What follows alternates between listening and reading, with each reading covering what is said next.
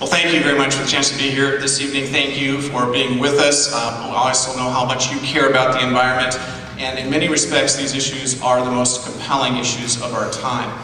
I won't go into a long history of my support for the environment. I think my record speaks for itself, but I will say that as someone who's grown up here and who's had a chance to go to school here and work hard on the environment for a long time, I know how important these issues are moving forward.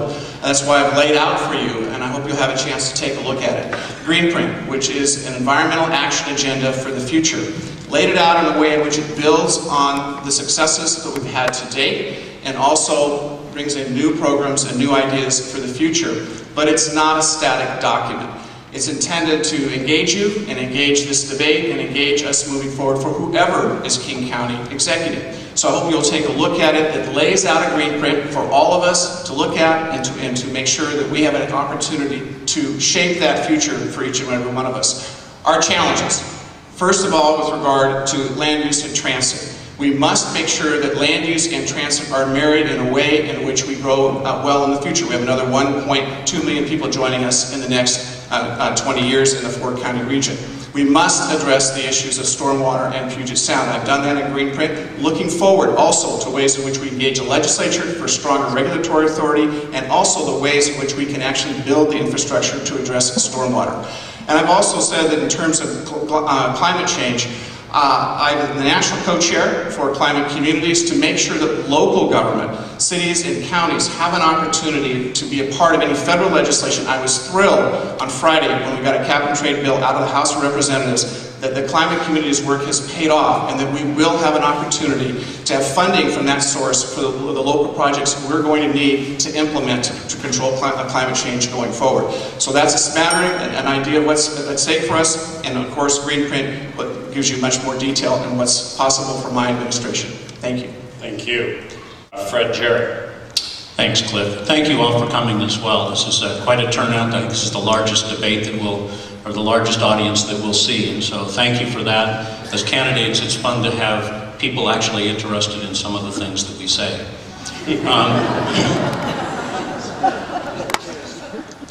I think that the next executive has an opportunity to really change the way we think about environmental protection to something that is based on not just how we tell people what they can do, but on the performance on what they actually accomplish.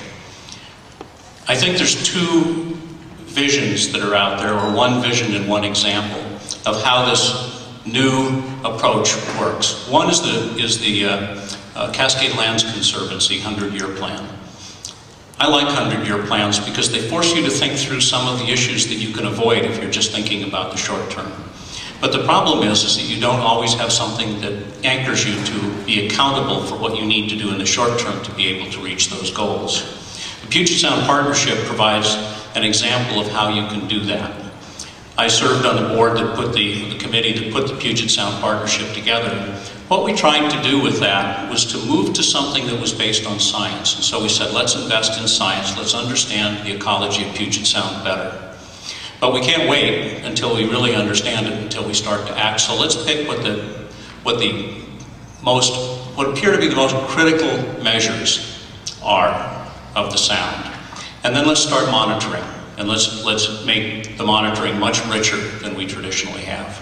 And then, as we move into each of the storm drainage basins and require that they put a plan together, what we do is we make sure that that plan actually is focused on changing those specific measures. Once you've done that, you've started to create a feedback loop that allows you to improve over time, and that's what we're going to need to have to do.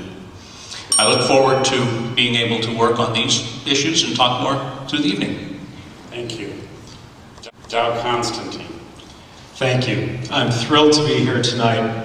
Thank you all for being here. My vision for our region is the same one I've been working toward as a private citizen, as a state representative and senator, and as a member of this county council, and that is of a region of urban centers served by good infrastructure that manages the impacts of millions of people and that moves people efficiently.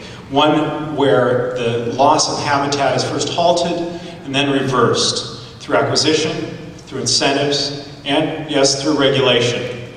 where we put the ingenuity of a remarkable public to work in helping us undo the impacts of 150 years of our ingenuity. There's a lot of happy talk about green this and green that these days. The real test comes not when we all agree, but when moneyed interests find the environment to be an impediment to profit. When faced with the tough battles, I've stood up for critical areas, to hold the line for growth management, to stop the degradation of the Maury Island shoreline. I was the one who brought forward the first climate legislation in the state legislature. I'm so glad the U.S. House of Representatives has caught up after a decade. You know, I'm proud to have stood up, and that's why I'm proud to be the one endorsed by the Sierra Club, to be the one endorsed by the Cascade Bicycle Club. It's easy. It's easy to say the right things. To be in favor of the environment when there's no strong opposition. We all value the natural environment. That's why we're all here tonight. But who will stand up? Thank you for being here. Thank you.